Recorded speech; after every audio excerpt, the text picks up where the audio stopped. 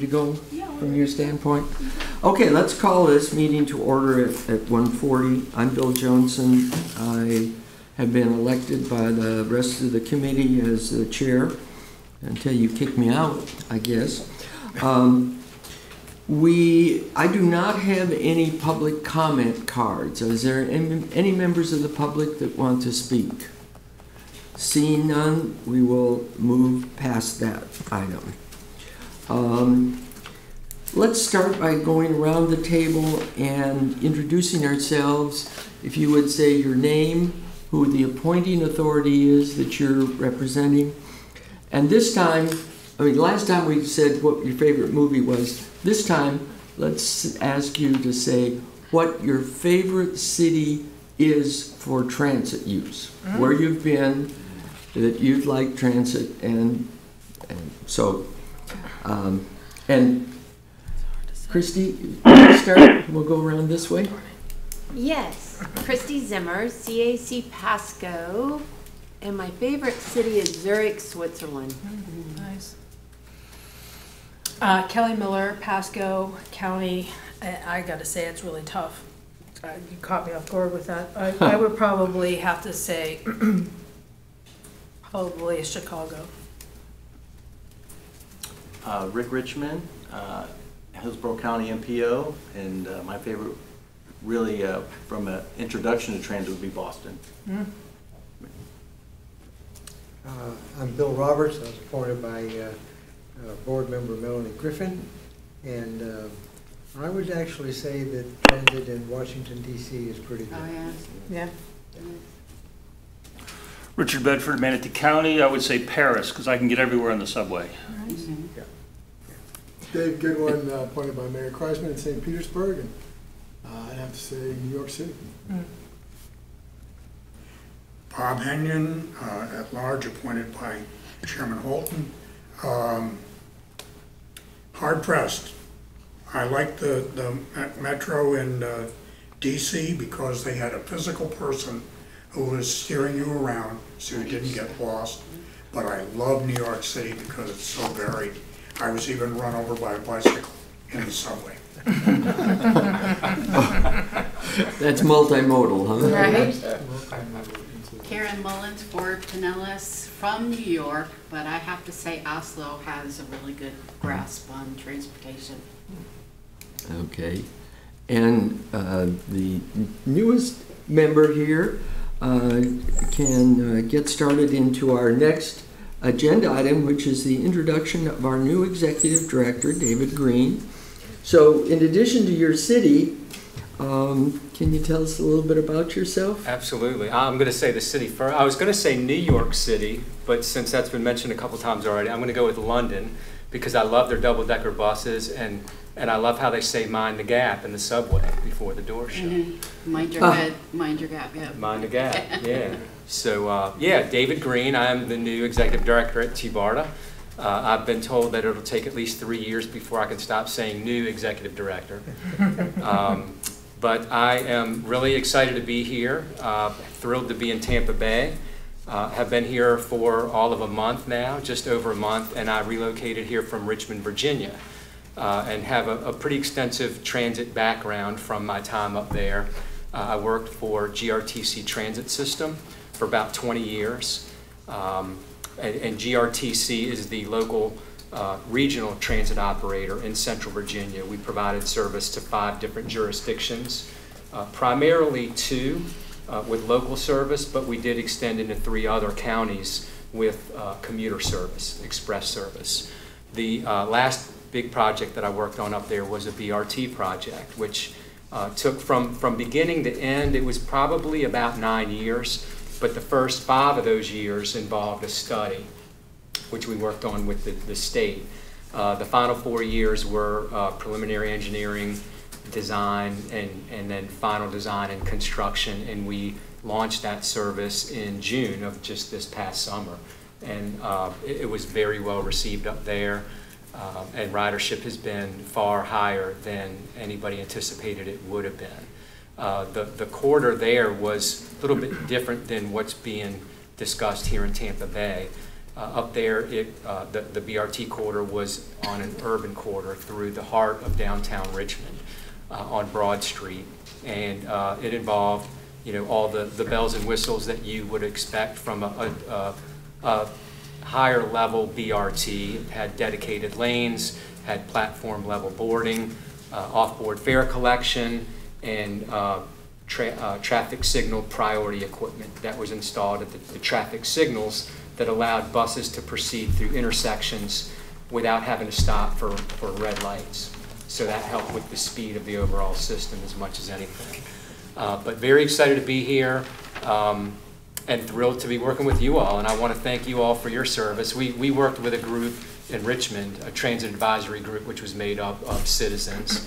And they were very helpful to us, and I look forward to working with you all here. Okay. Nice to meet you. Nice to meet welcome you all. aboard. Thank you. Are you a pirate? I can be. I'm told I probably need to be, particularly in what, January? Is that when? Yes. Yeah. You're referring to Gasparilla. Gasparilla, right? Not And you something found a you- crew, Yeah. that's the problem. You find your crew.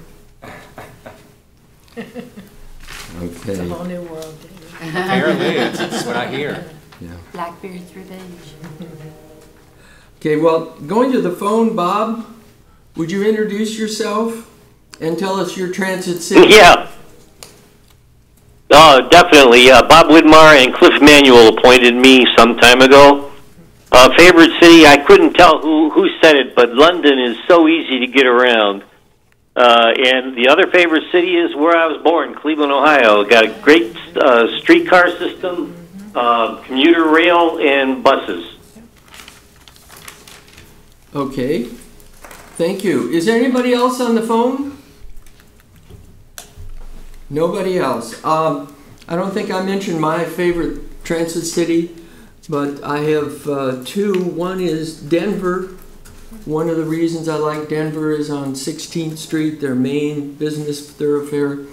There's a extended bus going in either direction about every 45 seconds during the peak transit period. The other city is Amsterdam. I was over there in the early 70s, and they had an extensive tram system, hugely used. I was living in a little condo right near the stadium, and when there was a game there, they would line those trams up, and they would just move people like crazy after the game. So those are my favorite transit cities. We can't really approve the consent agenda items. We might be able to. Do we? Oh, Travis? Yep. Hey, congratulations, you're number 10. Thanks for showing up. We Better really late than appreciate never. it. Ding, ding, ding, you won the prize. Yeah.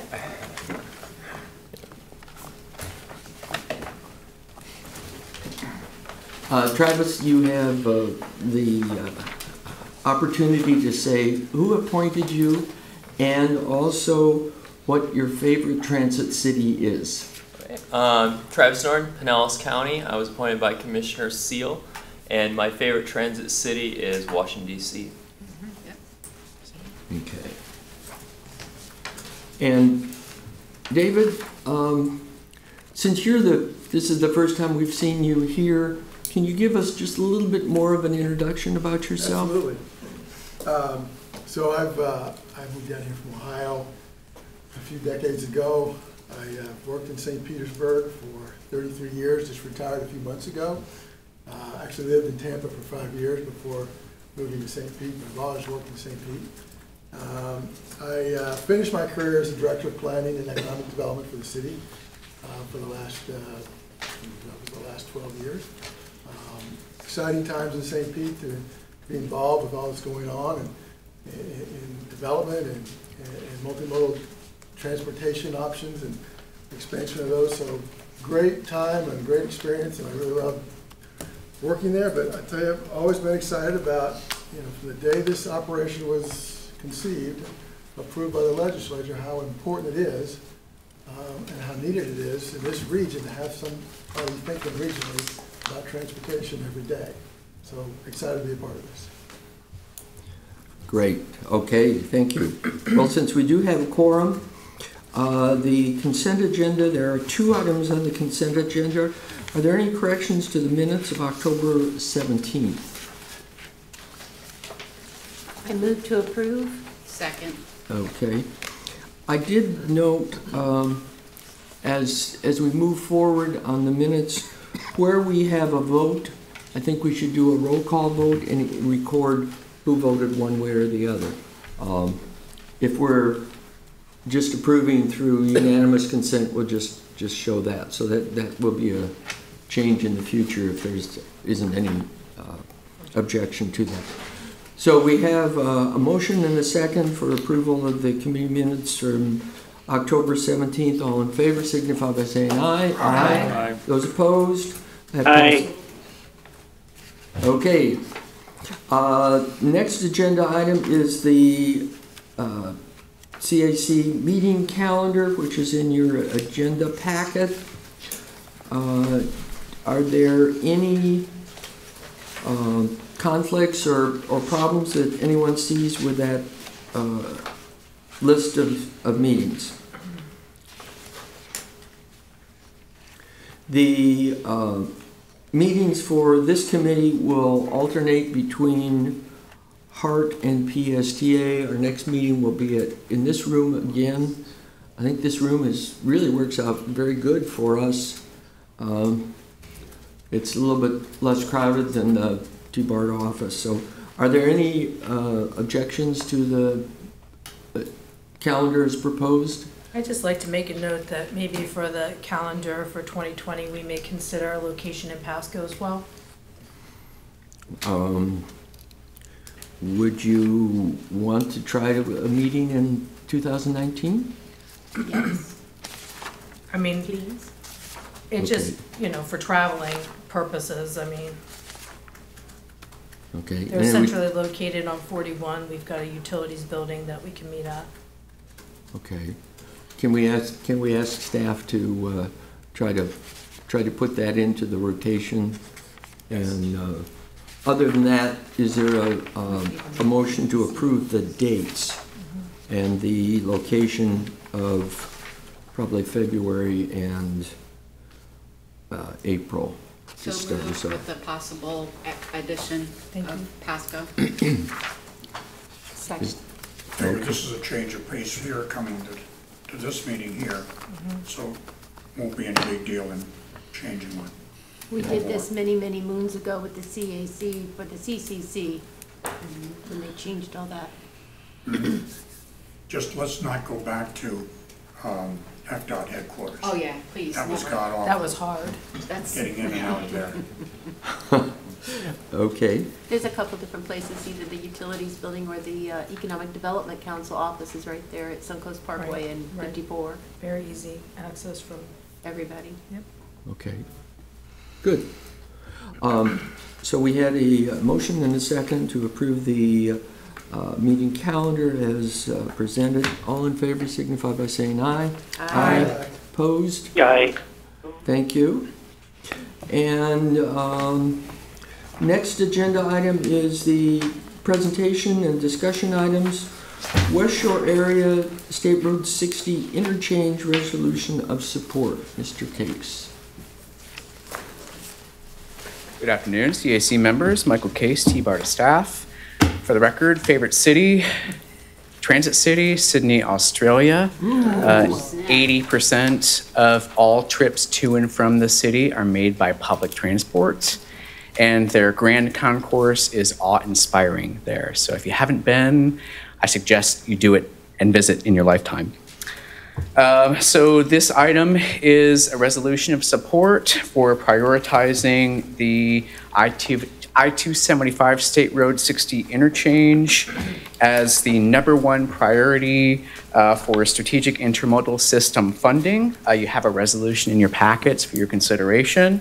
This comes from Secretary Gwynn's suggestion at the November TBARTA board meeting in support of all the other agencies looking to prioritize this project as #1 that TBARTA also expressed its support. Presently, the interchange is not scheduled for construction until about 2028. So the idea is we would want to advance this up farther so that it is properly aligned with other projects such as the Howard Franklin Bridge reconstruction, as well as the expansion of the Veteran Suncoast, and that we're increasing capacity and the right-of-way for transit in those projects. But we could very well get a bottleneck in the 275-60 interchange if not also done concurrently. It's also essential for the proposed TBARTA catalyst project as well, in that the Tampa Bay Next project, which this comprises segments 4 and 5, makes proper accommodations for transit. So we want to make sure that our project is properly aligned with what FDOT is proposing to do as well. So staff recommendation is to approve the resolution and to advance it to the policy committee and the board this Friday. If you have any questions about the resolution or project, I'd be happy to try to answer them. Questions? Bill, looks like you have a question. I was going to ask if the, how long is this segment expected to take under construction? Is it a 1 year or 2 year project, or do you have that? I'll have to double check how long it takes. From memory, I want to say it's probably a 2-3 year project. As I recall, it's $1.4 billion. It is a hefty sum for this, yes. I think Mr. Goodwin had his. What was the estimated start date? Right now, in the Strategic Intermodal System Plan for 2045, the anticipated start date is 2028. Is there with this request for prioritization, is there a specific date for requesting it be prioritized to? It would be as soon as possible. As soon as possible. Right, Howard Franklin is going to start next year, so we would anticipate sometime shortly during or after that. Along the same line, I really think that this should be moved ahead as soon as possible. I mean, literally, as soon as possible. This will provide the hub for other things to grow off of, and putting it out there at 2008, even though we like to have ample notice and process going on, may sound well, but we need a hub to work from, and it should be there within the reasonable future, not 2008. Yeah, the interchange has been a bottleneck, at least identified in a study since 2011. So we can't afford to delay this for 10 more years. Kelly? How does this affect funding? I mean, is the money available to go forward now, or is it a bumper project? The money is there, but other projects have been prioritized in the SIS. But with these other projects going on, we want it to be properly aligned with those. So if the priorities are advanced, then the money would be made available. If I recall correctly from the Secretary's comments, the money for that project and also the TVX project were lumped together and were scheduled to start about now, but because of the delays associated with the main intersection over in Tampa, the SIS checkers of the Exchequer decided that they would not send the money to Tampa or Tampa Bay area because of the area didn't have its act together for a consistently supported project moving forward. And so that money then went to Jacksonville. The SIS money is allocated differently than the money that comes to each district and then gets allocated for non-SIS state roads. Is that correct? That sounds correct, yes. Okay. So, and I thought I saw a question on the other side, or Travis, yeah. Thank you, Chair. I was under the impression that this was going to be sooner than 2028. Not according to the 2045 cost feasible plan. And so anything in the media right now saying that it was going to be done or started by 2020, it's not correct? I believe that is I'm not as familiar with what the media has currently said, but no, this project was not scheduled to be in 2020. I believe there is a patch. Yeah, there's a widening project that is scheduled. about a $25 million widening that will add one lane through this intersection and add a couple other lanes just to temporarily improve that. And that would be started in 2020 or... Does that sound right?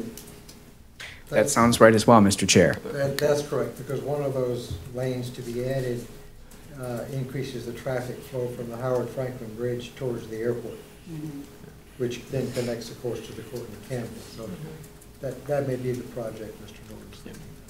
Thanks for the clarification. Appreciate it. Okay. I move for approval. I'd like to second that. Okay, we have a motion and a second. Is there further discussion? I'd like to comment that this is an important addition by accelerating this project. It's important to the Tampa airport, whom I have some representation of, and they fully support it as well. So. Do we have in the motion anything to expedite it as soon as possible?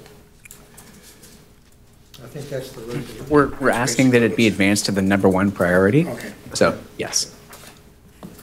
Yeah. Okay, further discussion?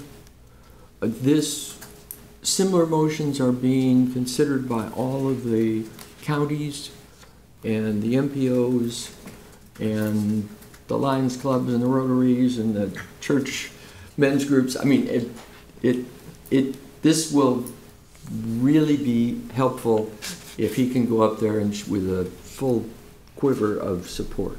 Yep. So, if there's no further discussion, all those in favor of this signify by saying aye. Aye. Is there any opposed? Thank you, Bob. We recognize your vote in favor as well. The next agenda. Thank you. Next agenda item is the presentation of It's Time Tampa Bay survey results. Mr. Clarendon. Thank you, Mr. Chairman and members of the committee.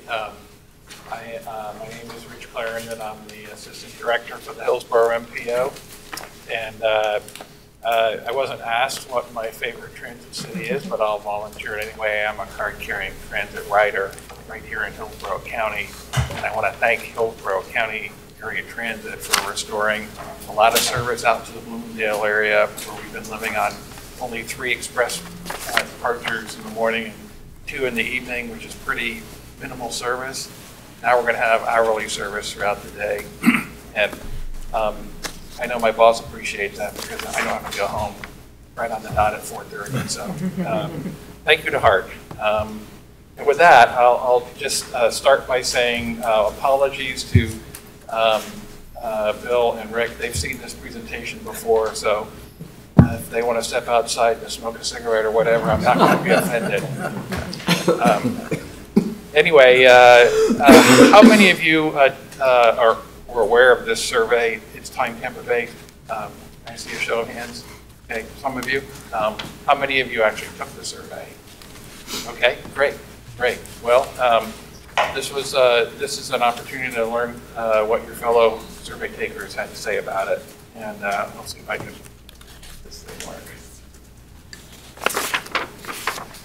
So, just very quickly, this is an important ingredient to the MPOs in Hillsborough and also Pasco effort to update their long-range transportation plan to the year 2045. So obviously we want to get as much public input as we can, and I think in this regard, collectively we got a whole lot of response, and we're very grateful for that. In fact, it set a record in the United States for this particular survey platform called MetroQuest. And those sort of things, you know, they're online. You put them out there, you hope people will respond. Generally speaking, just putting it on the internet is not sufficient. You need to really do a lot to promote it, and we certainly did with a lot of outreach, including social media, including physical meetings, presentations to groups such as this, where we actually administered the survey on the spot, talking to chambers of commerce, civic groups, et cetera, et cetera. It really was pretty much a full court press, and we're very glad that we got a whole lot of response. This is just a spoiler, if you will, in terms of what people valued or felt was most important. Two main things. Address traffic jams. I mean, that should be a no-brainer. And importantly, they desire alternatives to driving. So those are the top line results that we heard from folks. They also mentioned or valued minimizing continual outward growth of the urbanized area, and they want to see reinvestment in our neighborhoods. So I'll go into a little bit more detail on that. As I said, this is part of our long-range plan development process.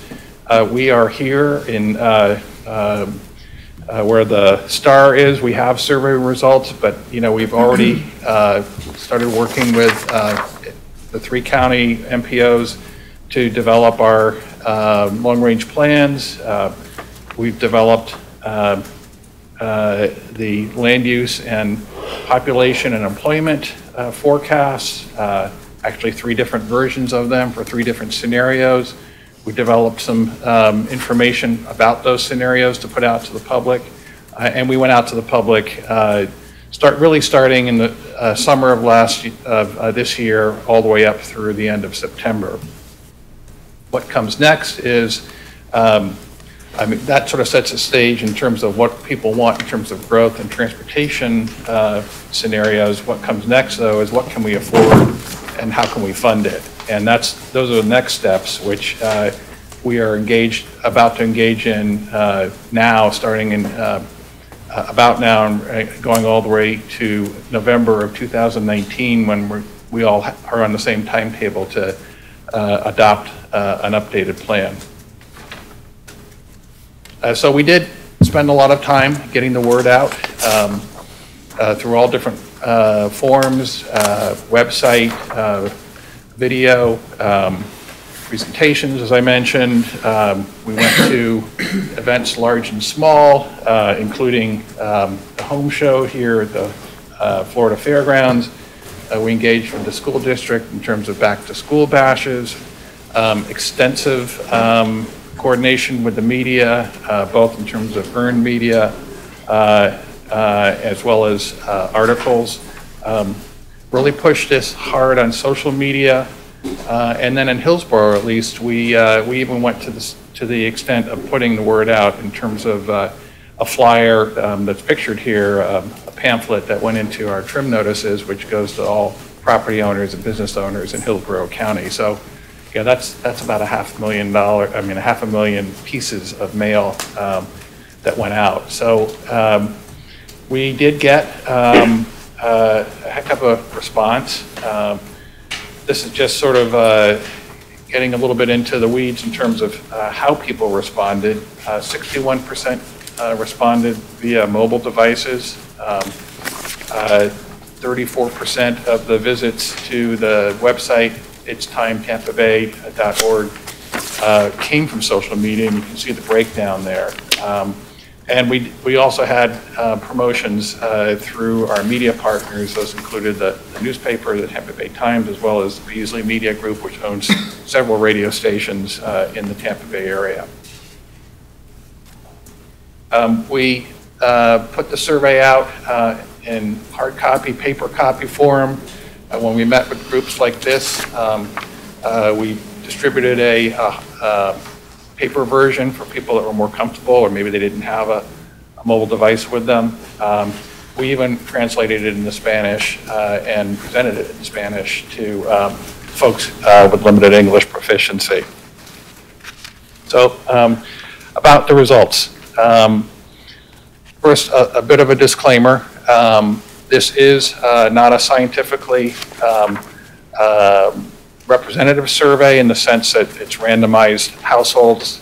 This was self-selected. You had to go to our website and volunteer your time to participate. So it's not intended to be statistically valid, but I think we got enough responses, and they were pretty well distributed, that I think we can say that it represents a pretty good slice of public opinion. We did check in terms of you know, the demographic input. We did have some demographic information, which I'll discuss in a minute. We made sure that we were covering the geography in the 3 counties. About halfway through, we checked the results and then focused in on areas that we felt underrepresented and retargeted those. So it ran from the end of July until October 1st. You can see in terms of raw numbers how many visitors we had, and then the participation rate, 54.4%, which is pretty good for surveys like this. You know, a whole lot of individual data points, a whole lot of individual comments. This is where people actually wrote in on their mobile device something about the survey or a question that you know, more than just checking a button or a multiple choice question. The final data, almost 9,600 participants, which as I said, is a record for MetroQuest in this country. Impressively, I think the participation rate really didn't tail off. I mean, usually what happens is you start with a bang and it sort of tapers off as you go towards the end of the survey period.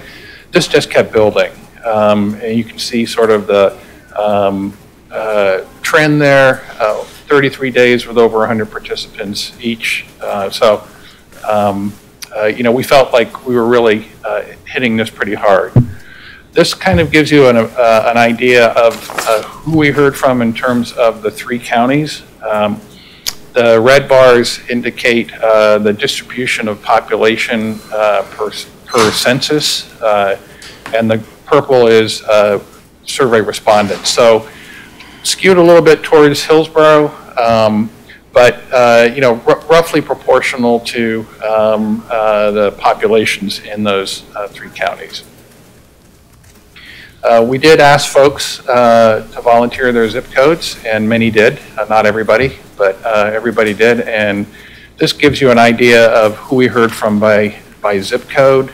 It's a little bit complicated chart, but the 2 halves of those circles, one represents their home zip code, the other half represents their work zip code.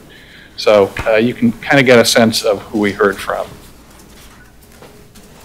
In terms of demographics, again, we asked folks a little bit about themselves. They didn't have to volunteer that information. Many did. You can see, for example, on income, you know, the 3 counties, and then where they did not provide zip code, that's sort of the 4th bar, the red bar. And then the purple sort of horizontal lines is kind of the average for all 3, actually all 4 components there. It follows pretty closely to income as we know it from census sources. Maybe skewed a little bit towards more affluent respondents. That's not unusual for a survey like this. We did, again, try to compare who was responding in terms of their race and ethnicity, and you can kind of see the breakdown here. I know I've looked at this fairly closely for our county in Hillsborough. We had almost 30% you know, representation from or input from minority, ethnic or racial minorities, which is high, but not quite as high as our demography, and I think that's probably true of the other counties as well, that it probably skews a little bit towards, you know, non-minorities. Now, we did ask folks three main questions. What's important to you? What are your priorities? We asked them to weigh in on three different transportation and land use scenarios, which I'll describe in a minute. And then we asked them to delve into the components of those scenarios or individual elements. So I'm going to talk briefly about the priorities first. These were the ones that folks had an opportunity to weigh in on. And again, we didn't come up with these priorities just sort of blind. We did do some pre-testing and got a sense of what people felt were important. So these were the options that they could choose from.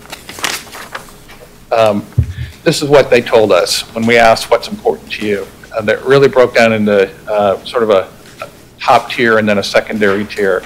As they said, fix traffic jams and give us some alternatives to driving. Those were, sort of across the board at the top of the scale. Secondly, preserve open and green space and give us shorter commutes. So those were kind of the first and second tier, if you will. Some additional variations or notes are listed. So for example, in Pinellas, their first priority was alternatives to driving over traffic jams. And they felt that resilience to storm or reducing storm vulnerability was also important. Not surprising given the fact that most of Pinellas is on a peninsula. Pasco, the third priority was shorter commutes, slightly outranked preserving open green space. Now, in terms of the scenarios, you may remember what those were, but for those who have not been exposed to this before, I'll just briefly describe them. We didn't label them with names, we just gave them letter designations A, B, and C, but for example, A was a future in which, and these are scenarios, these are not plans, we're going to keep repeating this again and again and again. They're not full-scale plans, but we did want to try to get people's reactions to plausible alternatives for the future.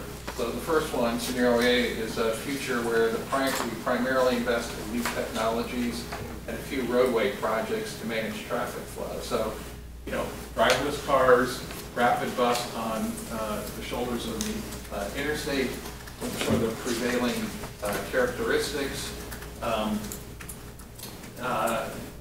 The arrow designations on the bottom here, this is where we actually did some modeling to forecast potential impacts. So the red indicates worse than today, the green indicates better than today. So we wanted to provide that baseline information to respondents that weren't just sort of reacting blindly to this. Scenario B was what we internally call the Development Boulevard alternative, because it basically involves sort of constructing a beltway or connecting a beltway of express toll lanes around the region and converting I-275 north of downtown Tampa into a boulevard, which was something that the folks in those neighborhoods had been advocating for. Scenario C was a future where we invest primarily in bus and rail service, connecting and revitalizing infilling communities that exist today. So anything that's in green here is a rapid bus in its own lane. Purple lines indicate potential rail lines, largely based on the existing CSX lines that are out there today, and a water ferry connecting St. Pete and Tampa, and from South Hillsborough County to McGill Air Force Base. So in each of these scenarios, you can kind of see where people and jobs are concentrated, or both. So it is sort of an integrated picture of plausible futures, both from a transportation and the land use perspective. So those were kind of the very brief description of what the scenarios were and what did people say about them. So we asked folks to rank these, give them from 1 to 5 stars, 1 being they don't particularly care for it, 5 being they love it. This is the average, it shows you the average star rating for scenario A, which is the one that involved driverless cars and rapid bus on shoulders. You can kind of see how the different folks from different counties responded to that. Sort of a neutral or middle of the road, if you will, rating.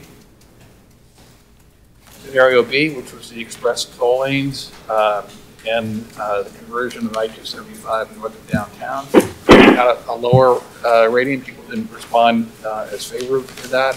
A lot of 1 and 2 stars there. Scenario C, which was the transit focus, was clearly the preferred choice from the folks that took this survey. Average ratings were well above 3, in fact, over 4, at least for 2 counties, and approaching 4 in Pasco County. So pretty strong preference towards alternatives to driving, which is very consistent with what people valued in terms of priorities. Now, when it comes to the individual elements, we did ask folks, what should be in the plan. So, we kind of put some scenarios that made sense to us together, but maybe you liked one piece of it, but you didn't like others. This is your opportunity to sort of weigh in on individual elements, and we kind of broke it down into roadway elements, transit elements, community elements, and then funding. So this is all geared towards, we're not going to adopt any one of these scenarios whole hog. We're probably going to end up with a hybrid scenario. So the idea is, what do you want to see in that hybrid scenario that might be sort of mixing and matching components here? This is a little bit busy chart to decode, but essentially it shows all the elements arrayed sort of from top to bottom, the things that garnered the most favor on the left, down to those that were least favored on the right. And we've sort of broken it down into 4 categories that are coded there: roadway elements, transit elements, community elements, and funding elements. So for example, statewide rail was pretty universally appealing to folks, whereas expanding the growth area came in at the bottom. And you can kind of see how the other elements stacked up one versus another. In terms of roadway elements, you can kind of see what folks weighed in on as being most appealing and least appealing. Generally, people like the idea of expanded or new highway ramps. A little bit neutral on things like advanced technology, elevated toll roads, and completing the loop. And then the 275 Boulevard conversion generated a low level of support. We did take a look at how those responses might vary from one county to another, and this is just a graphic that tries to capture those nuances or those differences. So for example, this is where the average rating in one county might deviate a little bit from the overall average. So for example, in Pinellas County, slightly more people did not want to see it completing the loop or converting I-275 to a boulevard than on average. In Pasco County, the green arrows, up arrows indicate that they generally are more favorably disposed towards new and expanded highway ramps, elevated toll roads, and completing the loop.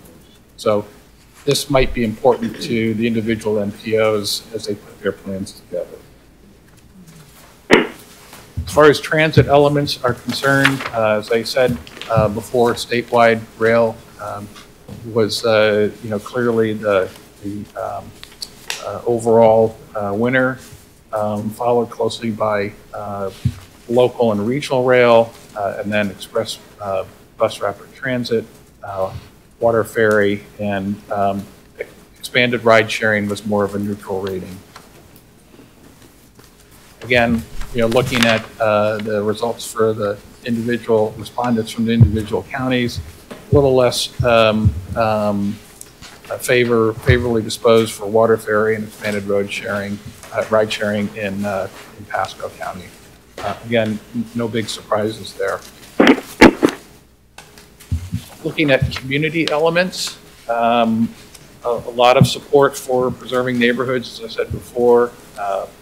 Also focusing on walkability and bikeability, more and better downtowns, and efficient land use.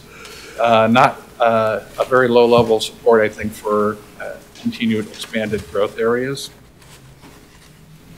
Again, you can see how this might vary a little bit between counties.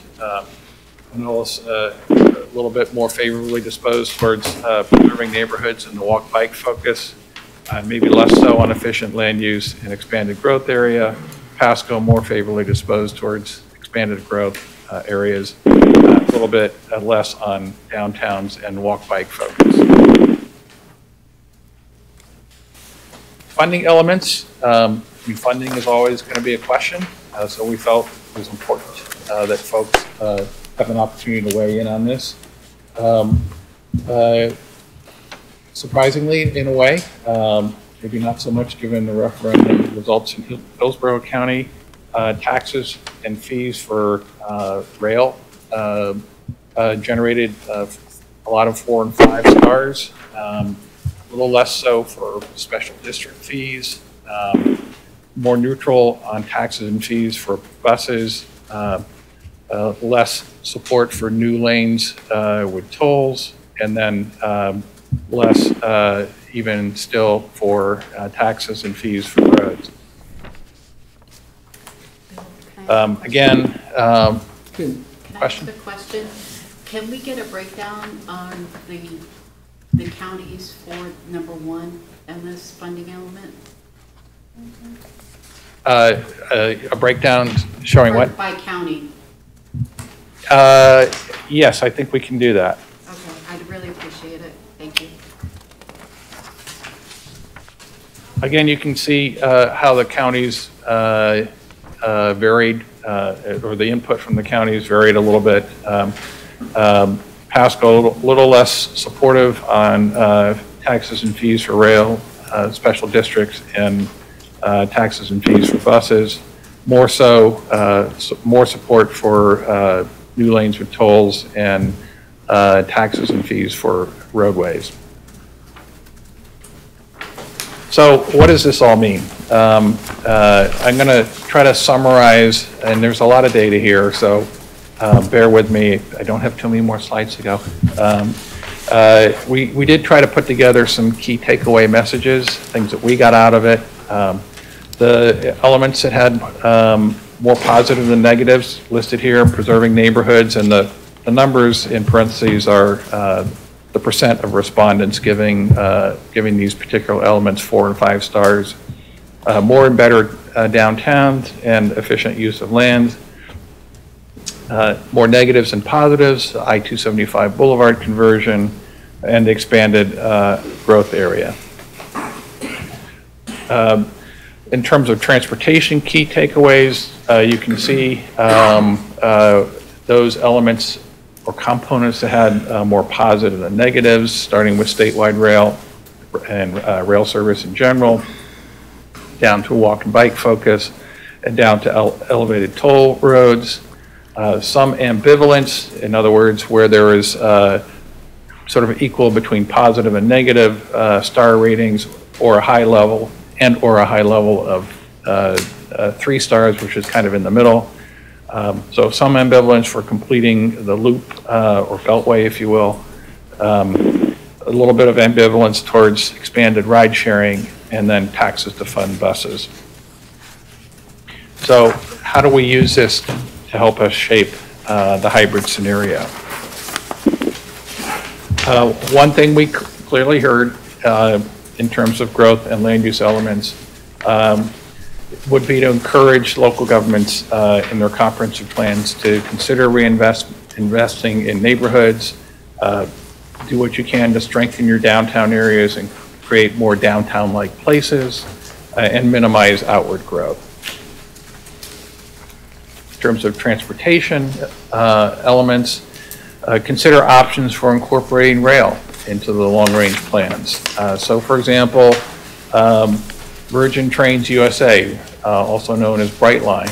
This is the privately funded statewide rail that is operating presently in Southeast Florida with plans to extend service to Orlando and then from there to Tampa. That might be one option. Streetcar is currently operating. It's a system that we have today. HART operates it in Ybor City and downtown. Look at expanding that. Look at other rail or fixed guideway transit as corridors present themselves or are determined feasible. Plan should include express bus and BRT connections. So we heard loud and clear from the public that they want alternatives to driving themselves. Continue to explore elevated express lane projects. So this might be a potential solution or guidance for the downtown Tampa interchange. That's the I-4, I-275 interchange, where the Department of Transportation is currently considering 4 different configurations or alternatives. Alternatives C and D involve elevated lanes. It might be a possible strategy in Pasco County for the interchange, State Road 54 and US 41, that area. Look at exploring connections between them via I-75 and I-4, but not on I-275. And then, importantly, tolls were really presented as a form of congestion management rather than a fundraising or revenue raising opportunity, and that's how we should consider them in our long range planning. Continuing with the transportation elements, let's focus on those bottlenecks, particularly around interchanges and ramps where, at least in Hillsborough County, things tend to back up in places like Big Bend Road and Gibson Road in South Hillsborough County. I think they probably have some of the same issues in Pasco County. Walk and bike modes are important and need to be addressed. We had a low public support for the I-275 Boulevard conversion concept, and then demonstrate how technology can be implemented, but with an eye towards safety and realistically. So I guess I wouldn't be saying that we should expect driverless cars in the next 5 years, but over time, connected vehicles and technology that would enable vehicles to talk to each other and perhaps to the infrastructure, I think that is a very realistic possibility by the year 2045. I've covered a whole lot in a short period of time. There's a lot more to it. There is a summary report that is online at these websites. I think it also includes a breakdown county by county, so that might be something you would want to delve into. And of course, staff from your local county MPOs are always available to help you decipher some of this. So that's my presentation, and be happy to try to answer any questions you have. Christy. Why was this not sent out in the trim notices for Pasco and Pinellas? I can't answer that question. We're only responsible for and can only really deal with the trim notices in Hillsborough County. It did take some coordination with the property appraisers to make sure that we could get those into their mailings according to their timetable. Don't you know that based on the responses that you received, that probably had a huge impact and therefore your results are somewhat skewed? So I think Hillsborough was a little more represented, but It was very much. It's 4,000 to 1,007 to 800. That's beyond more than represented. well, so as I started, you know, by saying before we mention the results, this is not statistically representative necessarily. It is an indicator. I will say though that the bumps we saw in participation had more to do with publicity we were getting in the newspaper and on the radios rather than the trim notice. And the trim notice, and this is typical of, we've done this before for planning efforts in Hillsborough County. We put that out there because it's a relatively low-cost venture, and it gets the word to everybody, but doesn't necessarily guarantee that somebody's going to respond to the survey. I think publicity through social media is much more effective. Just for the record, from my own personal opinion, having been dealing on transportation advisory stuff for over 20 years, I'd like to clarify a few things since we have very little response from Pasco, and I think that Kelly would agree. The elevated toll roads that is indicated that Pasco is in favor of, we had a meeting where over 400 people showed up not in favor of elevated toll roads. So whoever your response is from, that is a very skewed remark there. And to complete the loop, that was the last thing that the people were wanting. And then to say that we're not focused on walk and bike, we're extremely focused on our trails. And I feel that that information is also extremely skewed. And again, Pasco is not getting a fair representation, and that just puts a nail in my homework work. So can I just, maybe I should have prefaced my presentation by saying this. This is one piece of information, but it's certainly not going to determine what decisions are made locally, either in Pasco, Pinellas, or Hillsborough County. You know, we're trying to get an idea of what people are thinking, but it's certainly up to the local officials to decide what's important to them. I truly feel that this is a great tool for what the Hillsborough people were thinking, and I don't feel that Pasco and Pinellas are properly represented in this report. My own personal feelings. I agree. Comments from others?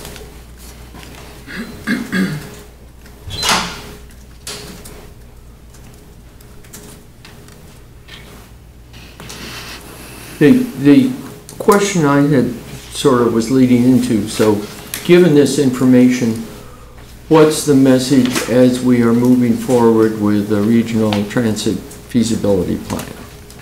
Are there any implications for that plan moving forward? Or are we just kind of sticking our finger into the wind and sort of getting an idea? Well, we're definitely, like I said, taking the pulse of the community to the extent that people can have responded to it. I think there is support for alternatives for driving, and that's pretty widespread throughout the region, in all three counties. There was support for bus rapid transit, and I think those are all things that the regional transit feasibility study would support or validate.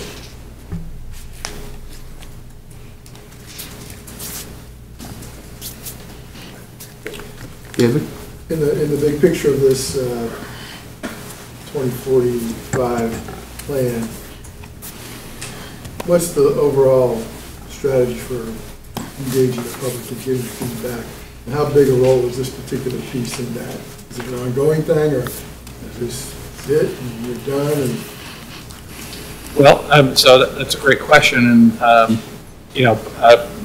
perhaps should have responded to the earlier question about what is this going to be? Is this going to be determinative in what goes into the plans? So this is an interim product. This is not the end results or the ending of seeking public input for any of the three County MPOs. We are moving into developing what we call our cost feasible plan. This is very high level, broad stuff that sort of sets the stage on a regional basis. The individual MPOs, I know in our county, for example, we're going to be going out to the public again, probably in the late spring, early summer, to get input on specific projects that we think we can afford over the next 20, 25 years. And I'm pretty sure that's going to be the case in Pasco and Pinellas County as well. We're all pretty much joined at the hip in terms of schedule. We all have to have plans adopted by November of next year. One of the mandates for MPOs is to seek continuous public involvement. So I don't know if we're going to use this MetroQuest survey platform again, but we will have some kind of public input mechanism, and that will be probably geared around what people really feel are most important to be funded. We didn't really get into specifics about which of these elements should come first or be prioritized for funding. That would be the next phase. Thank you. Steve, we're back to you. May I ask if for the next phase that it be equitable with all counties, all efforts made for outreach? Sure. I think we can't guarantee what's going to happen in Pasco County sitting in Hillsborough. So I think you need to make that request of your MPO in Pasco County. Mr. Chair, I'm sorry. Bill, go ahead. I just wanted to comment over that. We have a very good working relationship with our property appraiser, so I'd be more than happy to, connect those dots to have that work. Absolutely. I know he would be more than happy to put anything in his trim notices for next year, as well as working with Mike Fasano at our tax collector's office, who would also equally be excited to help in mailing anything out. So just please call on us, up in the house. So let me make it clear. I'm not responsible for the long-range plan development in Pasco County. Okay, I will transmit your information to John Villeneuve and the folks at Pasco MPO, because I think they should hear that. Right. Phil. Thank you, Mr. Chairman. I understand the comment from the two representatives of Pasco County, because clearly there was lots of opposition to an elevated roadway across Highway 54, and I think all of us in this room probably remember that. I would like to point out that, having had the benefit of seeing this presentation one time before, the elements can be separated. The pieces in the different scenarios need to be viewed not necessarily as a whole compulsive package, but as pieces of things that could make up a scenario. For example, the Beltway around, or the loop scenario is combined with the reduction of Interstate 275 into a boulevard. Those are two completely, in my mind, unrelated scenarios, but they were part of a scenario that was put forth for people to evaluate. So I looked at this after I saw it initially, and I said, there's some good things in each of those, and next time we do this, we'll be able to better understand how those might all work together. I just want to point that out. I had the same reaction to the one that combined the Beltway with Boulevard, that they really were almost pieces on the ends of a spectrum instead of, because the Beltway, as I perceived it, was a elevated or expressway, and the other one was, I don't want an expressway, I want a boulevard. So if I can respond to that, I think, again, these are not plans, they're just scenarios, but the reason these two were put together is because obviously there's a lot of traffic on 275 today. It comes from Pasco County as well as northern Hillsborough County. The idea was, if we're going to make this a street-level boulevard, we need to do something about that traffic. So if we can divert some of that to use some of these other facilities, that was the concept. Okay. Do you have any thoughts or comments here? Okay. All right. So what's the next step here? This is just an interim on a journey that each of the counties is doing their own thing again without really being knit together as a regional. So the next step really is to... Yeah, Mr. Chair, comment? Sure. Yeah, go ahead, Rich. Or Bob. Okay, yeah, Rich, nice presentation. Speaking for the far northern suburbs here, that little peduncle you have in scenario C with light rail going up to Hernando, the city of Brooksville has always been a wannabe city, and there's nothing really there that drags people to and from it, unlike, let's say, the upper suburbs in Atlanta. Once you bring that CSX rail up there, that whole area is just going to explode in terms of housing, restaurants, and everything else. And I'm pretty happy to even see that little piece go on there.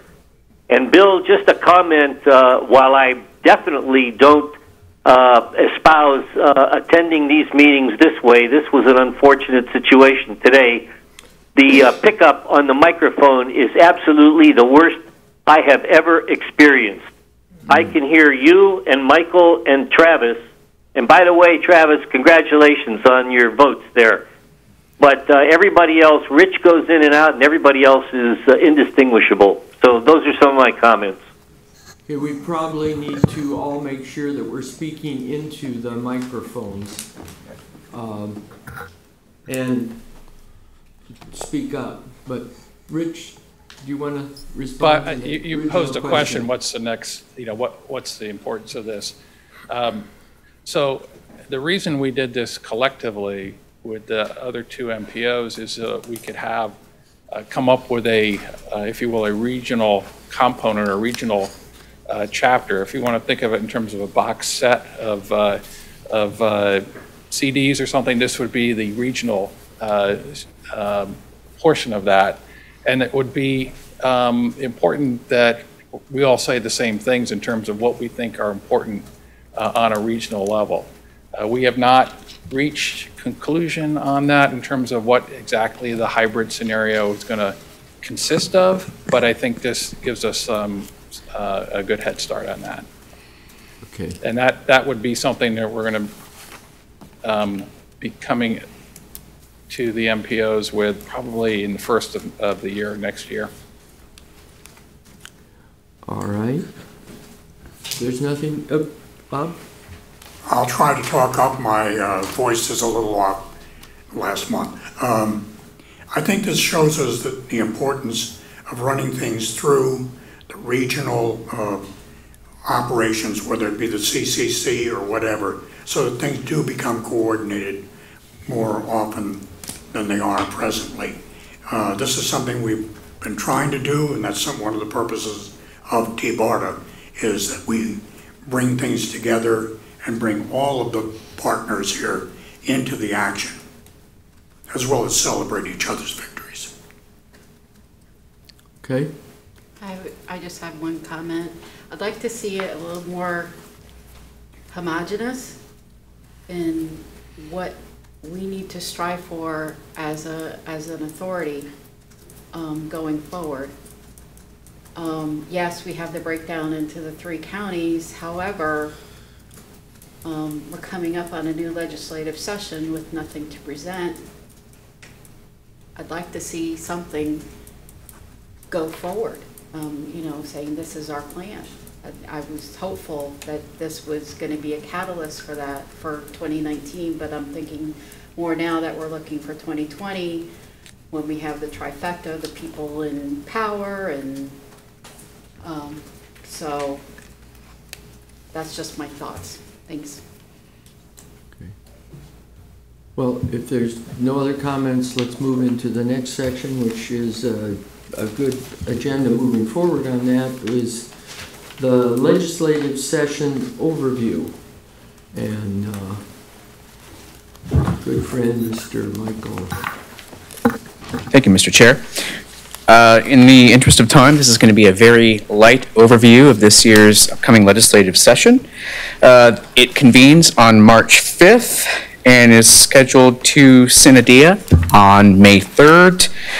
Several delegation meetings have already been held in Hernando, Hillsborough, and Pinellas counties. Pasco is upcoming this month on the 17th, and Manatee is on the 19th as well. If you're interested in attending those delegation meetings, they have been included in the addendum on the agenda.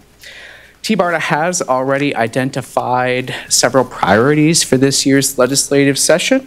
And David, at any time, you can jump in here or add to it when I'm done, just in case I miss anything.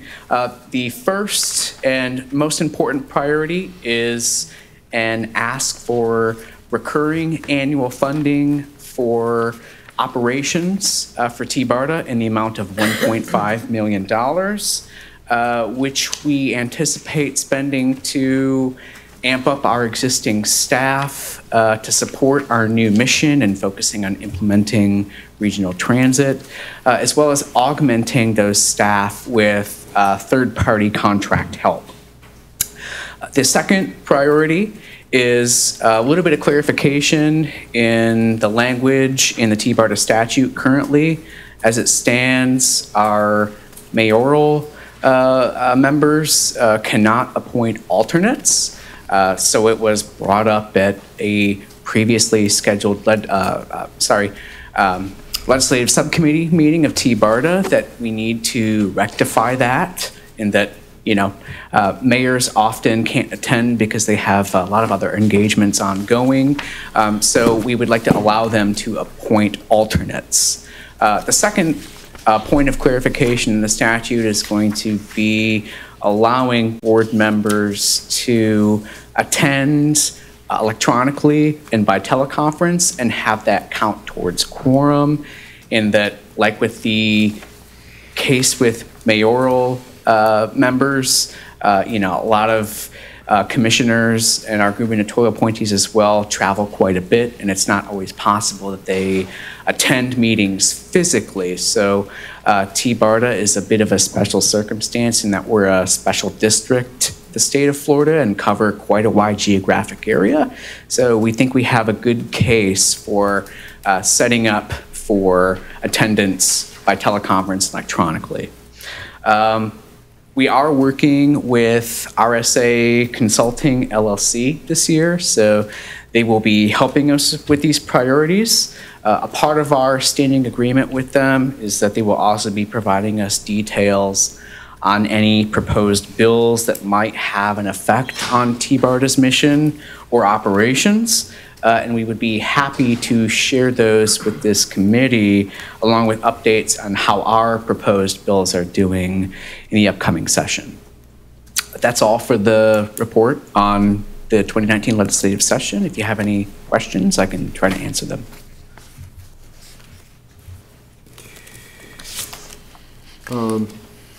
Am I correct that the Senate has published their committee appointments, and the Senate Transportation Committee has a lot of Tampa Bay representatives in key positions? Yes. I didn't plan to get into the weeds necessarily on this, but in a nutshell, Tampa Bay is in a very good position this year. Have the House committees been assigned yet, to your knowledge? I believe only the Senate committees have been assigned at this time.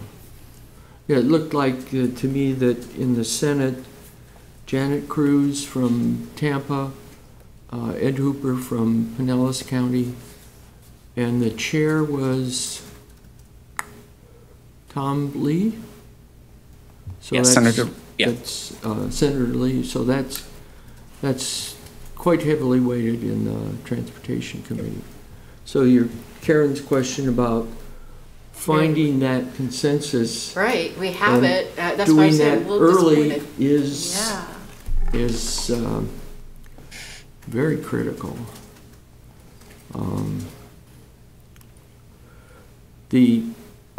At the PSTA meeting this morning, one of their legislative requests is TD late shift funding. The TD Transportation Disadvantage Program generally provides only on a need basis, and there's not a lot of money to go around to take people to work and back every day. So PSTA has come up with a process of, if you take the bus to work, let's say you're working second shift, you go to work at 4:30 or 5 o'clock, it's easy to get to your work. But if you're getting off at 1 or 2 in the morning, you really can't take that job if you're income limited. So this program in Pinellas is you can take 20 trips on a taxi from your work home a month to complete that. And there was some preliminary funding for that, and one of their requests is that would be made permanent, or at least be funded this year. So I don't know whether that could be part of TBARTA's request, or how that fits with other counties.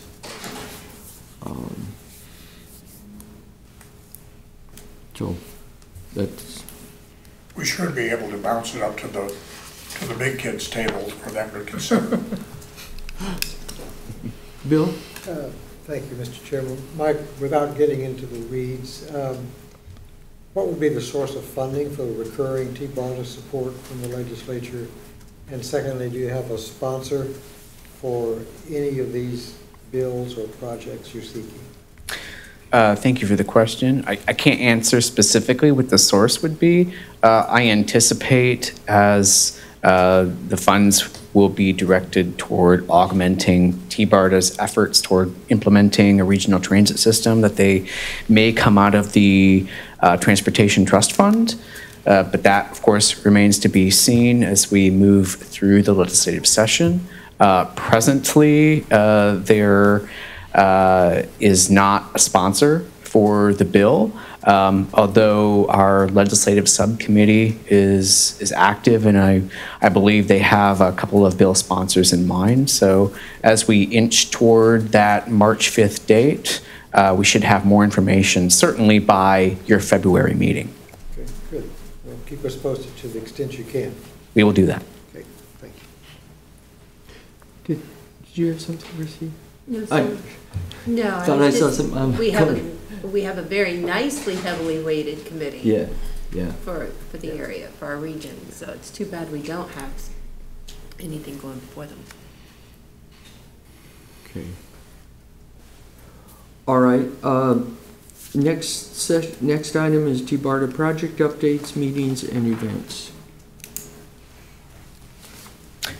Okay, so I'll jump right into this here. Just going to go over a couple of things.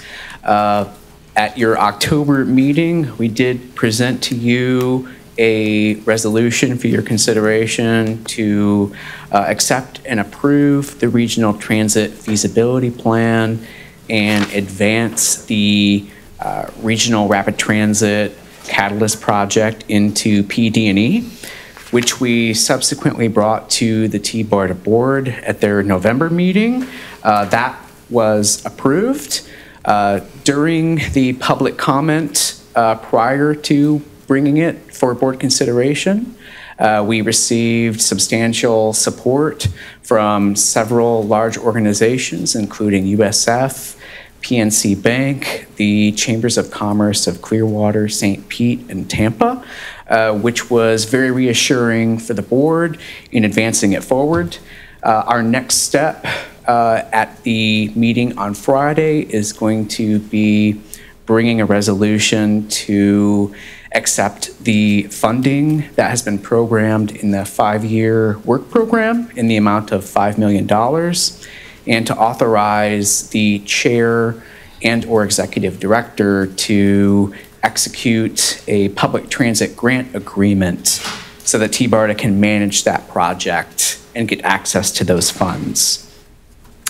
The Regional Transit Development Plan is moving forward as well. You are all aware of our interlocal agreement with PSTA to assist us with grant management, as well as other types of administrative services that we might need assistance with. So we've been working with their procurement team, and there's an RFP currently on the street, which is closing soon, and we anticipate bringing a recommendation to the TBARTA board at their January meeting for consultants to develop that plan moving forward. Our commuter assistance program is continuously growing. The van pool program is up to 136 vehicles in maximum service, which is up from 136 just back in September. So the demand from our employer partners just keeps growing and growing, which we're adding on to as well. We recently added to the roster the 13th Judicial Circuit Court in Hillsborough County, Ultimate Medical Academy, Amazon, as well as Autoloop. So right now we have 34 private partner employers that are participating in the program insofar as communicating how to participate in ride-sharing arrangements with their employees and encouraging them to adopt travel behaviors other than driving alone to and from work every day. The last thing that I'll update you on, which you also received a presentation at your October meeting, was the MPO Best Practices and Regional Coordination Study. We did conduct the third and final multi-county workshop on October 29th at Port Tampa Bay. We had good attendance, 72 total, which included elected officials from Hillsborough, Pasco, and Pinellas counties, so good representation there. The consultants are still going through the results from that workshop and sort of distilling down how those things result and relate to the actions that we've identified in the 3 pathways which were presented to you in October. Just to highlight, there does appear to be majority support for a decision-making process that supports regionally significant projects, with the idea that those projects should be able to show how areas not directly within the right-of-way, being where the project is physically located, also benefit from their implementation. Also, within that context too, regionally significant projects should be able to provide funding for locally significant projects attached to the regional system as well through a call for projects process. Just to briefly highlight some of the other results, there was support for a multi-county surcharge to support regionally significant projects. Even for a dues-based structure to support either a combined staff supporting something like a regional MPO or an actual single regional MPO covering Pasco, Pinellas, and Hillsborough counties. The third and final step in this outreach process in developing the final recommendation is going to be conducted in January of next year, which is just around the corner. Feels funny saying next year. The MPO boards in Hillsborough, Pasco, and Pinellas will each receive a presentation of the draft results, and will have the opportunity, and will also during the process solicit public input on what their involvement might be and how they see the results and the recommendations moving forward in their respective counties. So Hillsborough is scheduled for January 15th. Pasco is January 17th, and Pinellas is January 18th. If you're interested in attending any of those meetings, as the information becomes available, the MPOs are still working on the details. We'll be happy to share those with you. One final thing, if you visited the TBARTA website recently, I'm sorry. It's not pleasant to look at or navigate through. We have put forward a plan to completely redesign the website with FKQ, who is a consultancy that developed the PSTA website, very easy to use and mobile friendly. So we anticipate kicking that off likely in January of 2019, and hope to be able to share with you possibly some of the design ideas that they have and get your input on that as well. Mr. Chair, that concludes my report, and if there are any questions from committee members, I'd be happy to answer them. Questions? Kelly? Do you have a time for the 17th in Pasco yet? I just spoke with Mr. Villeneuve yesterday, and they're currently moving some things around with the MPO meeting that was scheduled for that same day. So he was not able to share a time with me, but I understand that the MPO meeting usually starts around 10, so I think it would probably be around the same time. But again, no confirmation on that yet. Other questions on that report? Could you just, I'm sorry. Go ahead, yeah. Could you clarify the one item again? I didn't catch all of it about the determination as to one regional NPO board. Yeah, so Thank you. there isn't necessarily a determination pointing toward a single regional MPO board. There are 3 pathways, and because I anticipated questions on that,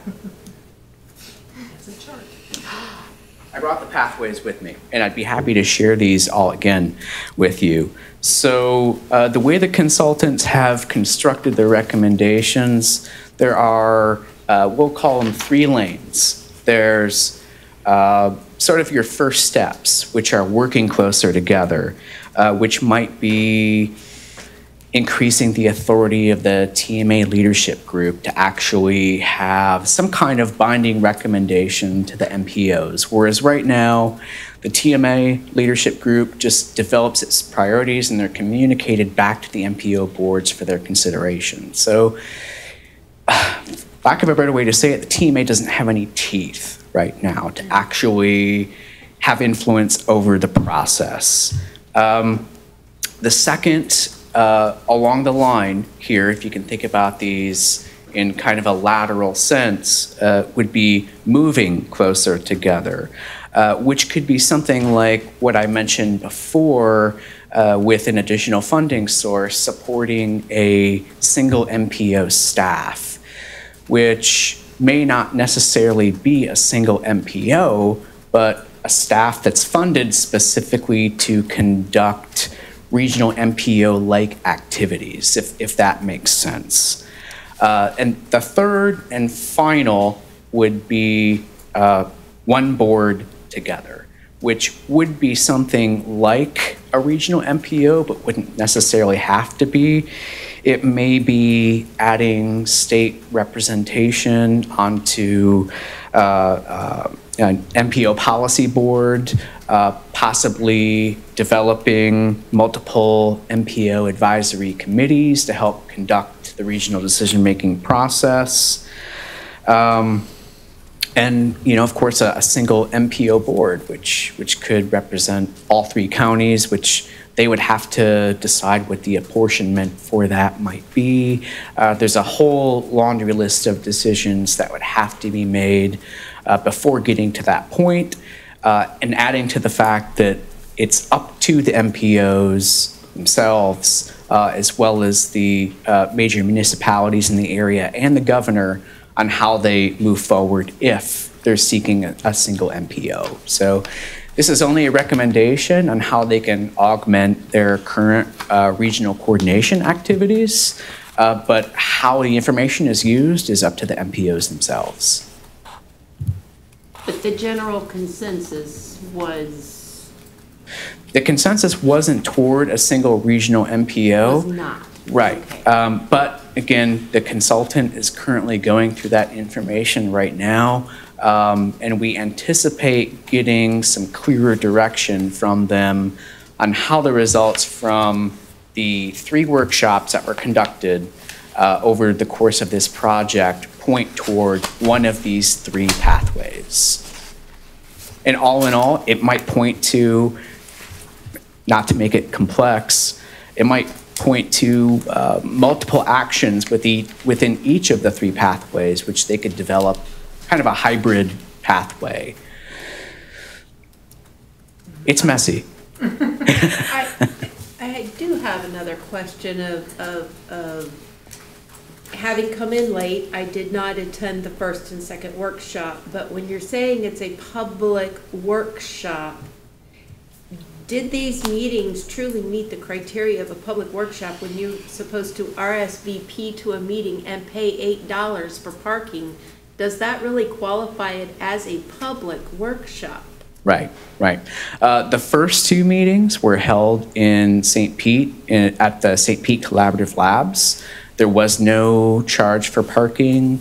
The notice was broadly distributed across MPOs and TBARTA as well. Same for the second meeting. The third and final meeting, as a result of feedback from the study management team and prominent Hillsborough County Commissioner, we moved it to Port Tampa Bay, which unfortunately there was a charge for parking, but the distribution of public notice was just as robust as the first 2.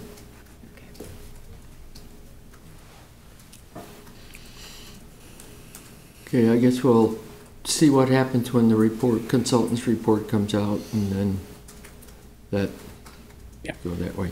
I'd like to move on, if there's no other comments there, to new business. The first item there is something that we have talked about at previous meetings about trying to get to know each other and get to know our individual backgrounds, and we had suggested that we would put together a brief summary of ourselves and then maybe have some time at one of these meetings to sort of find areas of shared experience in our backgrounds. I did write up a half-a-page little summary of kind of how I got started in this, and maybe if the committee wishes and you wish to put together a similar summary, then we could have those for discussion at a future meeting. But other than that, I don't, I mean, unless you want me to talk about my experience, that's fine. The next item on the agenda, I put on there because at some point I would like to have us talk about where we think transit should be going, kind of at a higher level. And one of the examples was I was talking with Commissioner Eggers over in Pinellas today, and he was talking about this January 18th meeting to talk about funding sources for expanded transit. And his comment was, well, we really need to talk about what the need is in the area of transit before we start figuring out how to fund something that we haven't really qualified the need for. And so I would kind of throw this out for today just as, how do you think we should proceed on that? Maybe, David, you can give us some guidance and think about it for our next meeting as to how do we get to what the need is, what the driver is. I think about Denver, the need was pollution. I think about Salt Lake City, the need was kids were moving out of the area. Milwaukee, it was just simply getting people into the jobs in the downtown area. And to come up with a kind of a brief summary, a 30-second elevator speech as to why transit needs to be improved. You guys are spending your time, probably 4 hours every other month, spending your time here. Why is it important to you that something happen? And that's kind of what I'm laying on the table to try to say. So how does that drive what we do as a committee next year? We're supposed to be providing guidance to the board. What kind of guidance would we provide the board as to what do we want to do for our kids or our grandkids? See different happen. So that's my proposal. And if you have any comments today on that, if you want to think about it until the next meeting, put it on the agenda. That's fine. I think it would be a great item for discussion, because we were just talking about that today at our CAC meeting about where is transit going? Why are we still talking about rubber on the road? Why are we not looking at the new technology when we're looking at 20, 40, 45 plans? Why are we even talking about buses? This isn't reality as far as I can see with as quick and as advanced technology is going. And falling back onto this whole study that he did, I think one of the biggest challenges is trust. I have been sitting as a volunteer for over 20 years with Pasco County CAC on the CCC, or the CAC with the CCC, and all of this. And honestly, I've seen nothing happen. 20 years. And here I am, again. And the sad part is, we nailed it at the round table with you. I know we shanghaied your project, but that was so awesome to have Beth sitting there, who came in, when I came in 20 years ago, was sitting at the table with me, and to know the things that we know and how frustrating it has been. And the bottom line is trust. Pasco County does not trust Hillsborough and Pinellas, and there's a reason. We don't get trim notices sent to us, for a very basic example. We're tired of being the last in the batch and not included in the regional actual plan. And I've been trying for many, many years, and thank goodness Kelly stepped up to the plate, because I'm burned out, I'm over it, but I can't walk away. My mom was chairman of the High-Speed Rail Authority when Ed Tranchek was a county commissioner. I took that bullet train. I know what's out there 20 years ago, and it's not here. Right. Why? Why are we still sitting here 20 years later and looking at each other going, well, gee, this looks like a wonderful idea 45 years from now. I'm sorry, but I love that idea. Let's do this. Let's try to find a better way to build those building blocks back up on a regional basis where it needs to be, because we're not the bedroom community anymore. Y'all come out and shop at our malls, but yet you don't want to open up Mansfield Road and you want to talk about transit? We're talking about one little stinking road we can't even work together on. How do we plan transit? So yeah, let's do it. Mr. Chair, if I could comment? Bob, yeah, do you want to comment? Yeah, thank you, Mr. Chair. There are a number of studies, where the Tampa places 23rd in this one, 42nd in that one, 2 in this one. Today, the Wall Street on page B8 had a great article about Tampa and what Vinnick is doing with the water area. I mean, if you can consolidate and recap what those studies are telling you, I think you have the need matrix that shows, yeah, we know what rail is, we know what buses are, we know where do they go, who do they have, and these kinds of studies kind of tell us that, or at least give us some clues. Thank you. The 2045 Transportation Plan MetroQuest survey results are extremely skewed. for Pasco County. That's not a good survey plan response in my book that I feel is fair and equitable for Pinellas or for Pasco. How about Bob? I think we really have a difficulty here, and we've had this for at least one generation of thinking regionally. We tend to be very parochial, and I think those people who are in authority, whether it's in Hillsborough, Pinellas, Pasco, we all have to ask ourselves every move we make, are we being regional or are we being parochial? And we've got to break that down. We saw that years ago in the water wars.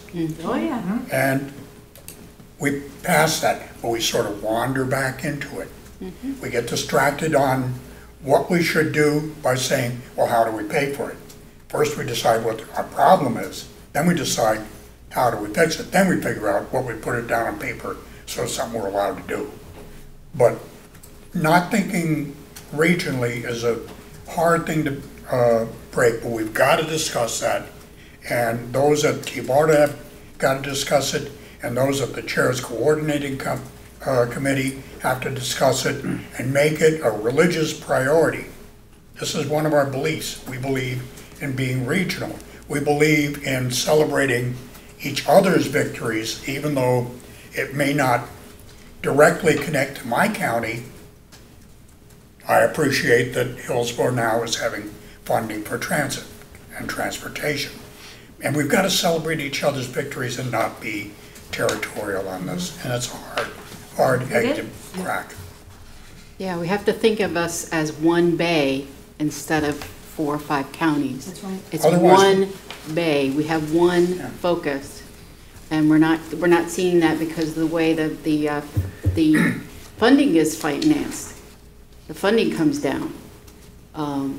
If we can get that changed, if it's something we can do in the next legislative session, have the money come not to the individual MPOs, but that's the way it's structured legally, but to come into TBARTA and say, hey, this is where we want to put transit. This is where we want to put our money. Mr. Chair? Yeah. So I'd like to mirror or continue your statement. What if we did something like go to session this year as a group from TBARTA CAC and have some list of priorities that we want to talk with legislature about from a citizen's point of view? I mean, we could do that as a group. Absolutely. I think that'd be very appropriate. Probably need to sort of check that with our chair, our board, because our charter is to provide guidance to the board. We could go and listen and talk, but as far as we'd have to work that through. Yeah, I think if that's a desire of this committee, that it should be communicated to TBARTA's governing board as an interest, because there is a legislative committee amongst TBARTA's board that will come up with the agenda and coordinate any meetings with delegations or with legislators in Tallahassee. And as long as that's communicated to them and you know, they agree and support it, I think it's a great idea. One of the things I find to be true, though, is that when you're using a lobbyist, okay, to communicate, it's not as well heard as when the citizen is there in front of the legislator. So, just making that point. I concur. Yeah. Should we make some sort of motion that we wish to bring this to the TBARTA board and the legislative committee, that we would be very desirous of participating in the process? Yep. I'll second that motion. I'll take that as a motion. I'll make that as a motion. And I'll second what he said. Well, it's just that we would express to TBARTA's board and the legislative and their legislative committee that we are interested in joining them in communications with and they can accept that or not. I like it. Yeah, if we can have the 30-second elevator speech, it'd be great. That's right. Well, Mr. Chairman, you've been an elected official, so you know how some of this works. First of all, I want to congratulate the TBARTA board on having hired a lobbyist, because that will help facilitate a lot of what's been missing for TBARTA over multiple years. So I'm certainly not opposed to the motion. I think in some fashion we need to convey what has been talked about in this committee for the last few years, and that is that we not only want to see more action on behalf of TBARTA at the legislature, but I think the sense I get here today is this committee is willing to do more to engage with the legislature and the elected officials, but that needs to be coordinated through the board and at this point through the activities of the lobbyists. So, Bob, I support your motion. Mr. Cho, is that RSA? RSA is the TBARTA's legislative consultants. Yeah. RSA and Susky Consulting. So I've got to speak up for my friend Alan there. Travis, do you have any other commonly comments? Referred to as RSA. Yeah. Do anybody else have comments on the motion? Otherwise, no. Thank you both. All in favor signify by saying aye. Aye. Any opposed? Bob, I didn't hear you. Are you still on the line? There has been nothing for about the last 2 minutes on my end here. Oh. You want to repeat the motion for him? The motion was made by Bob Whitmire, Bob Henyon, and seconded by Kelly, that we express... And then I approve it. Anything that Bob motions is good. The Bobs stand together. Okay. Hey, we hang together, man. Your discussion sounded like a discussion of patriotism versus nationalism. There you go. Just to put a tongue in cheek here. Thank you, Bob. Okay. The next item is requests for future meeting agendas. Do you have requests for future meeting agendas that you'd like to see? The one thing that I would put in, because I think we talked about it last meeting, was we said that we would be interested in participating and monitoring the progress of the Regional Transit Feasibility Plan, and particularly those issues that came up during our discussion. So that would be something that I think we would put on our agenda, a future agenda. I don't know whether it'd be the next meeting, but it should be on our radar screen. Is there agreement on that? Yes. Okay, I see head nods. Are there other things that this committee would like to do? We talked about several things today, the legislative issue. We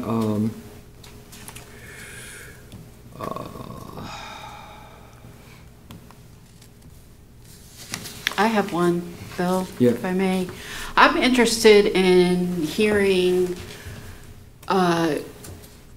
what the TBARTA board member, Pat Kemp, has in mind as far as rail's concerned. I'd like for her to send a consultant or somebody from her staff to this board to get the information out on what she sees going forward with rail. Yeah, Hoyt's not here today. Mm-hmm.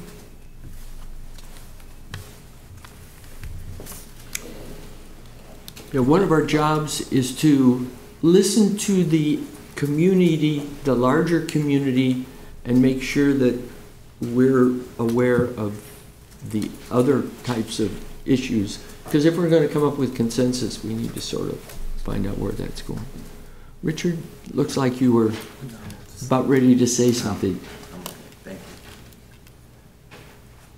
Bob. Bill, where are we in terms of filling out our roster of people here on the TBARTA CAC? I believe we have appointments from all agencies now that Dave Goodwin is here. I would like to ask staff to... Joining the meeting. Hello. Okay, maybe not.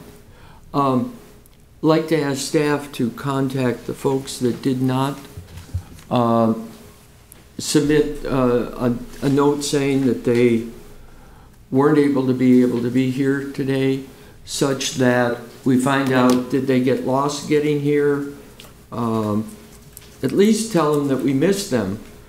We were one person shy, thank you, Travis, of a quorum and not really being able to take actions today. So to each one of you, David, if you weren't here today, we couldn't, if you hadn't been appointed and been here today, we couldn't have taken action.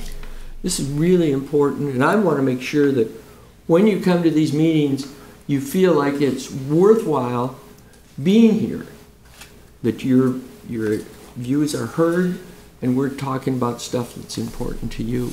So if we can find out from the folks that weren't able to make it, did they have car trouble or something? Christy? One of the things that I thought about today, I was at a different transportation planning meeting, our CAC, and it was at I-75 and 56, and I thought, what if I needed to take the bus? What if I could take the bus down there? So I go on Google, because Route Shout 2 thing doesn't work real great, and it would have taken me 3 hours, 4 bus transfers for $7.75 to get here. Obviously, I would have been very late. To me, as a transit board, we need to fix that. That's not feasible for anybody to want to utilize transit based on those terms. Right. What are we doing here? Yep. Because, and I have the same follow-up too, is that I just went to the Florida Automated Vehicle Summit last week down at the Marriott, and I live in Newport Richey, and I didn't want to pay the $28 to valet park. It was cheap. And so I was finding alternative methods. It cost $47 to take an Uber. It would have cost me $8, but 3.5 hours, 2 bus transfers, and a 1-mile walk. Great. Half a mile between transfer station and then another half mile to the hotel. So there isn't this regional system even in play. Okay, so let alone us all working separately, I'd like to see one of the things that happen out of this particular group and my particular use of time is to find a way that I can get to the airport, a way that I can get to downtown without it costing me a $50 super shuttle. I might as well move to LA because that's what you're looking at. It's that time consuming to just get to the airport. One of the things that Pinellas is doing, they're reshuffling their bus routes again to focus primarily on those routes that have ridership and trying to increase the frequency of that, and then to fund a Uber or Lyft ride from your house to that. It may be 3-4 miles to get to this route that's running frequently and going, I don't know, maybe we would be interested in to have a presentation on that. I don't know whether other agencies are doing that in the region. But our transit is trying to better time their connectors with Pinellas and with Hillsborough as well, because that also was part of the delay. But it seems to me that we're still so way far behind the times right now in talking about this. We need to be focusing on something with all the future technology that's here. It's here, than rubber on the roads. let's do Bill first and then back to Bob. Thank you. Kind of as a follow-up to Karen's request for future meetings. First of all, I'm sympathetic to Pasco County's needs. I mean, my company's home office is in Pasco, so I know a lot about it. But Hillsborough County is the heart of the region as far as transportation is concerned. And thank you, Bob. We are celebrating our success at having finally passed a referendum to raise some money. So my request for future meetings would be a periodic update regarding the progress that's being made in Hillsborough County and the use of those funds. Because that will help facilitate That's right. the types of things that we need in Pinellas and Pasco and Manatee County. Yeah, that's why I asked for the breakdown in the counties, to bring that to my county and say, look, we all want this. You know? If I may, Yes, Bob. I'm on the Hernando County, or Hernando School Board Watchdog Committee. I'm not Betty Castor or any of those other famous people, but we've been doing this for years, and about once a year we publish in the Hernando Times what has taken place. Now, I'm not going to pretend that all the residents read that, but it is out there in the public, and in fact, we did a 1.5-hour radio show with compliments of the Oak Hill Hospital to tell them where the funds had been spent, how much had been collected, et cetera, et cetera.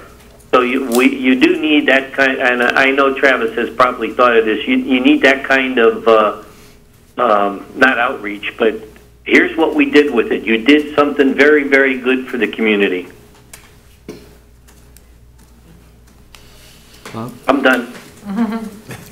I think perhaps our new CEO is realizing that he's getting on the ground level on this elevator.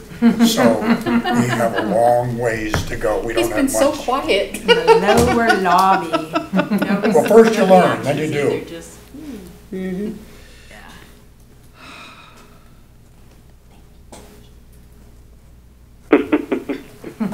Can I ask you what you see for TBARTA? What are your visions? My immediate vision is to get legs under TBARTA. I mean, we don't have the staff that the organization needs to move forward and execute all these projects that are in front of us. So we need staff and we need funding, and those are the most immediate things. And you know, the legislative agenda that we're preparing right now will go a long way towards helping us put a lot of this in place. But you know, other than that, you know, we've got the regional TDP that we're going to be working on throughout the next year, and then we've got PD&E of the feasibility plan for the catalyst projects that we're going to be working on.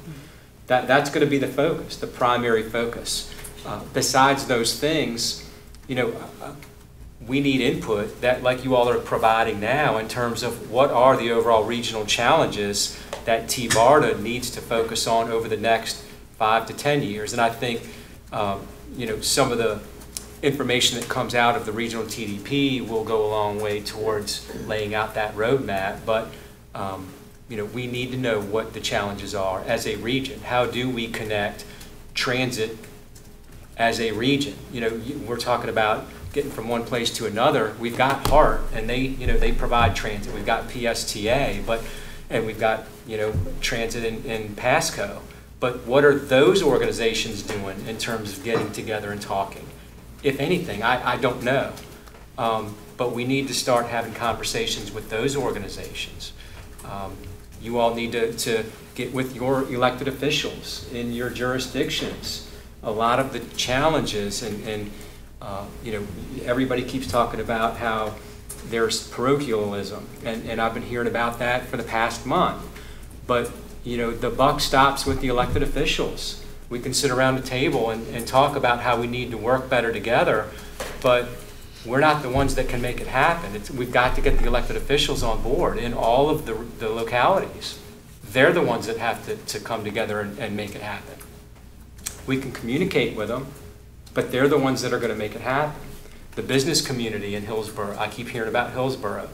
There's tremendous support from the business community with everything that TBARTA wants to do. But the elected officials Pinellas doesn't echo that. And here's the thing. You keep saying TBARTA Hillsborough, TBARTA Hillsborough. Where has TBARTA come to Pasco? Or what is TBARTA going to Pinellas? Where's that outreach? It just seems to be here. It's a trust factor that's been broken for many, many, many, many years. and I hate to say this, but it's because there was a testosterone pissing contest for many years between county administrators on stupid stuff that should have already gone away, and hopefully we are in the process of mending some of that now. But you're talking a good 25 years worth of stupid that took place that put those divides in there. Maybe I'm telling my age, I don't know, but correct me if I'm wrong, if any of you have been here and understand. It's a challenge. The feedback that I've received from my board members in Pasco, Pinellas, and the other counties has been overwhelmingly positive. And the comments that you're sharing right now are completely brand new to me. I've not heard them from anybody else. Check out Mansfield Road, you'll know what I mean. Well, That's good. just We've provided one. a service. Pardon? We've provided a service for Mr. Green. Okay. The items to report to the TBARTA board, I have two down. The State Road 60 West Shore Interchange resolution is 4. Our volunteer to participate in the legislative interactions in support of the board or with them. And quite frankly, I haven't gone through my notes to see if we missed other things. I know those were 2 resolutions. Did we do another motion along the way? Seems like we did, but I don't think so. we'll take a quick look at calendar. Yeah. Yeah, incorporating Pasco. Yeah. I'd like to I live in that. Pasco South, by the way. We're North Pinellas, we're Pasco South. Karen's Yeah. like, let me just put that Yeah. to let you know. I think that's an important thing to include in our report, that we really are regional. 20-something years ago when I came in, Beth was staff at the time for the Hillsborough MPO, and she says, "Who are you?" And I said, "I'm from Pasco." And she goes, "Well, you don't even have any voting rights because nobody from Pasco has attended for over 10 years. I said, "Well, let's change that right now because I ain't going away." And God bless her, she did. She took care of that. But it's still happening the way that it always has. All right. Anthony, you've been sitting in the audience very quietly through this whole meeting. Do you have anything you'd like to Wisdom. comment on as a benediction before we adjourn? Thank you, Mr. Chairman. For those of you who do not know me, my name is Anthony Palmieri. I'm from Hernando County, and I was on the CIC for the last 8 years. Mr. Chairman, and Bob, you listen too. I'd like to add something to that half penny for the school that we collect in Hernando County.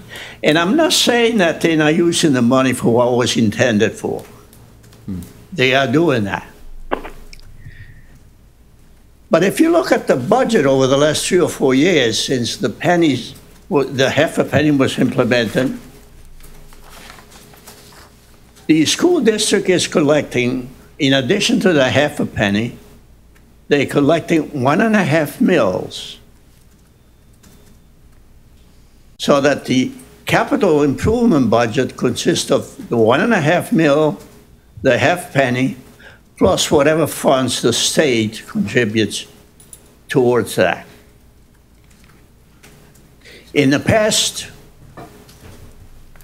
the district used to help out by placing money in the capital improvement fund from the general fund. They have discontinued doing that since the half penny was implemented.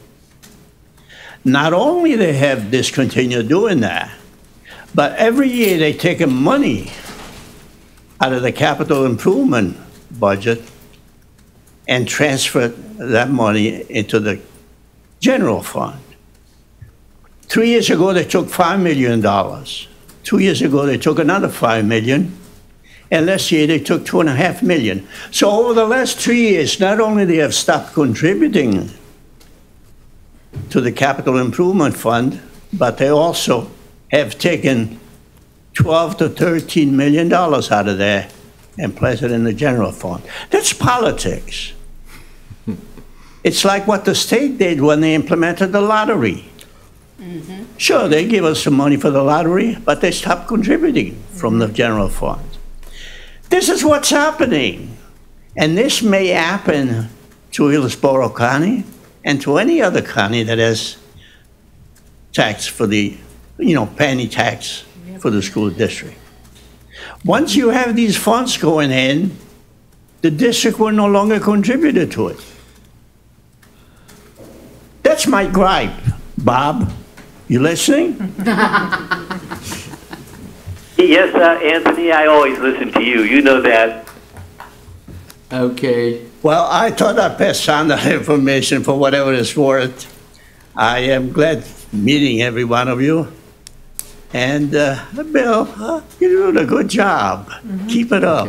Okay. Well, thank you. And unless anybody objects, we're adjourned. Thank you very much again. Happy holidays, everybody. Happy holidays. Happy holidays. Merry Christmas and happy holidays.